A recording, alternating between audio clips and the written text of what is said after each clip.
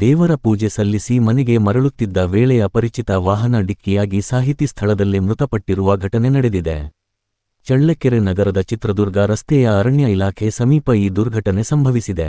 ಭಾನುವಾರ ಸಂಜೆ ಸುಮಾರು 7 ಗಂಟೆ ವೇಳೆಗೆ ಶ್ರೀ ವೀರಬ್ರಹ್ಮೇಂದ್ರ ಸ್ವಾಮಿ ದೇವರಿಗೆ ಪೂಜೆ ಸಲ್ಲಿಸಿ ಮನೆಗೆ ಹಿಂದಿರುಗುತ್ತಿದ್ದ ವೇಳೆ ಚಳ್ಳಕೆರೆ ನಿವಾಸಿ ಹಾಗೂ ಖ್ಯಾತ ಸಾಹಿತಿ ಶಿಲ್ಪಾಚಾರ್ ನನ್ನಿವಾಳ ಅವರಿಗೆ ಅಪರಿಚಿತ ವಾಹನ ಡಿಕ್ಕಿ ಹೊಡೆದ ಪರಿಣಾಮ ಅವರು ಸ್ಥಳದಲ್ಲೇ ಮೃತಪಟ್ಟಿದ್ದಾರೆ. ಮೃತ ಶಿಲ್ಪಾಚಾರ್ ಅವರು ಚಿತ್ತೂರು ಕೋರ್ಟ್ ಅದಾಲತ್ ತೀರ್ಪುಗಳ ಪುಸ್ತಕವನ್ನು ತೆಲುಗಿನಿಂದ ಕನ್ನಡಕ್ಕೆ ಅನುವಾದಿಸಿ ಪ್ರಕಟಿಸಿದ್ದರು. ಅಲ್ಲದೆ ಶ್ರೀ ವೀರಬ್ರಹ್ಮೇಂದ್ರ ಸ್ವಾಮಿಗಳ ಜೀವನ ಚರಿತ್ರೆ, ವಿಶ್ವಕರ್ಮ ಸಮುದಾಯದ ದೈವಿಕ ಪರಂಪರೆ ಸೇರಿದಂತೆ ಅನೇಕ ಕೃತಿಗಳನ್ನು ರಚಿಸಿ ಸಾಹಿತ್ಯ ಕ್ಷೇತ್ರದಲ್ಲಿ ತಮ್ಮದೇ ಆದ ಛಾಪು ಮೂಡಿಸಿದ್ದರು. ಈ ದುರ್ಘಟನೆಯ ಸುದ್ದಿ ತಿಳಿಯುತ್ತಿದ್ದಂತೆ ವಿಶ್ವಕರ್ಮ ಸಮುದಾಯ ಸೇರಿದಂತೆ ವಿವಿಧ ಧಾರ್ಮಿಕ, ಸಾಮಾಜಿಕ ಹಾಗೂ ಸಾಹಿತ್ಯ ವಲಯದಲ್ಲಿ ತೀವ್ರ ಸಂತಾಪ ವ್ಯಕ್ತವಾಗಿದೆ.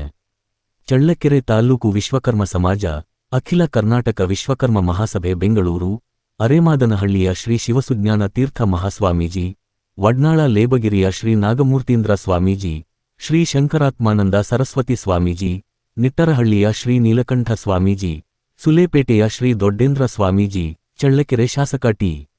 ರಘುಮೂರ್ತಿ ಹಾಗೂ ಆರ್. ಪ್ರಸನ್ನಕುಮಾರ್ ಸೇರಿದಂತೆ ಅನೇಕ ಗಣ್ಯರು ಮೃತರ ಆತ್ಮಕ್ಕೆ ಶಾಂತಿ ಸಿಗಲೆಂದು ಪ್ರಾರ್ಥಿಸಿದ್ದಾರೆ. ಮೃತರ ಅಗಲಿಕೆಯಿಂದ ಸಾಹಿತ್ಯ ಕ್ಷೇತ್ರಕ್ಕೆ ಹಾಗೂ ವಿಶ್ವಕರ್ಮ ಸಮುದಾಯಕ್ಕೆ ಅಪಾರ ನಷ್ಟ ಉಂಟಾಗಿದೆ.